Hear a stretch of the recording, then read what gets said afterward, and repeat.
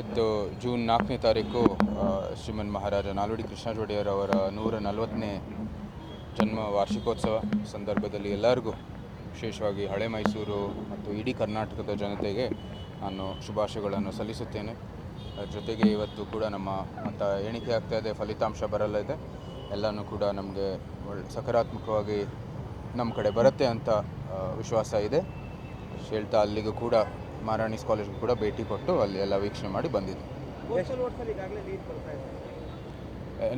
ನಾವು ವೀಕ್ಷಣೆ ಮಾಡುವಾಗ ಬರೀ ತೆಗ್ದಿದ್ರು ಎಲ್ಲನೂ ಕೂಡ ನಾವೇನು ಕೌಂಟಿಂಗ್ ಮಾಡೋ ಅಷ್ಟೊತ್ತಿಗೆ ನಾವಾಗಲೇ ಹೊರಟಿದ್ವಿ.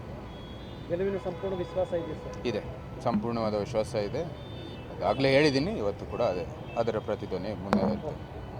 ಇದು ಜೂನ್ 4ನೇ ತಾರೀಕು ಶ್ರೀಮನ್ ಮಹಾರಾಜ ನಾಲ್ವಡಿ ಕೃಷ್ಣರಾಜ ಒಡೆಯರ್ ಅವರ 140ನೇ ಜನ್ಮ ವಾರ್ಷಿಕೋತ್ಸವ ಸಂದರ್ಭದಲ್ಲಿ ಎಲ್ಲರಿಗೂ ವಿಶೇಷವಾಗಿ ಹಳೆ ಮೈಸೂರು ಮತ್ತು ಇಡೀ ಕರ್ನಾಟಕದ ಜನತೆಗೆ ನಾನು ಶುಭಾಶಯಗಳನ್ನು ಸಲ್ಲಿಸುತ್ತೇನೆ.